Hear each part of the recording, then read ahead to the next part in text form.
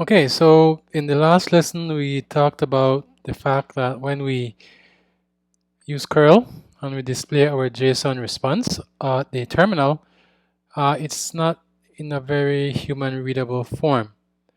So Go provides us with the ability to format our JSON. Um, and so let me stop my server and let us go back to where we actually write our JSON responses and the marshalling that we do. Okay, so where's my helpers here? Okay, so we use Marshall. Okay, and Marshall, of course, gives us back that byte slice, which will be used for our JSON representation. But as you have seen, when we look at it on the command line at the terminal, it's not very readable. So Go also provides another variant of the Marshall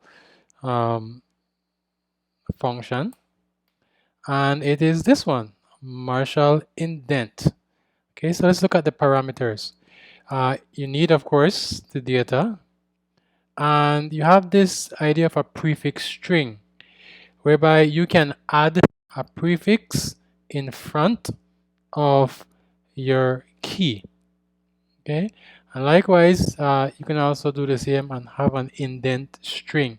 How would you actually separate the key and the value? So what you put in front of the key, what you put in between the key and the value. So let's say we want to do this. So we're going to have the data. Let's say we don't want to have anything in front of the key. And let's say to separate the key from the value, spaces. Okay. Now there's one thing you'll notice. Each of the key value pairs will appear on a separate line. Okay, so that's something you should notice.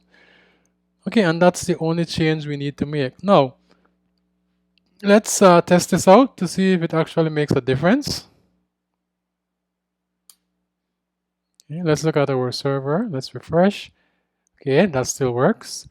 So let's go back to the terminal. And let's call school 11.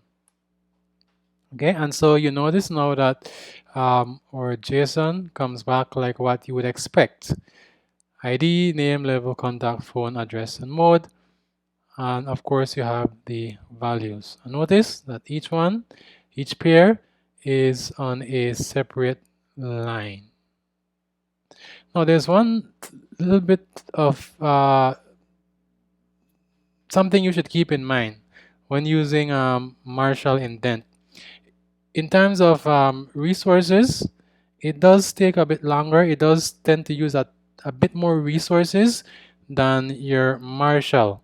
Because if you think about it, having to go through the data, having to add spaces, or any prefix or any indentation, and to display them on separate lines, so on and so forth, it does take time. So if you are going to be sending back a lot of responses, meaning you have a very heavy workload where extra CPU cycles, extra resources could cause a significant slowdown of your system, then and for example, the client will not be seeing this and the client will not be using the command line, then you need to consider whether you want that penalty hit for using Marshall indent versus using the regular Marshall. So that's just something to keep in mind. Marshall indent does take a slight bit more resources compared to the, let me say it again, the Marshall indent takes a bit more resources compared to the Marshall function by itself. Okay, so that's it. I think it's good time for us to do a commit. So let me add what we have done. So git commit. So added a school model that we use for our JSON responses. Okay, and let's push this. So git push origin main. Okay, so that's it for this lesson. I will see you in the next one.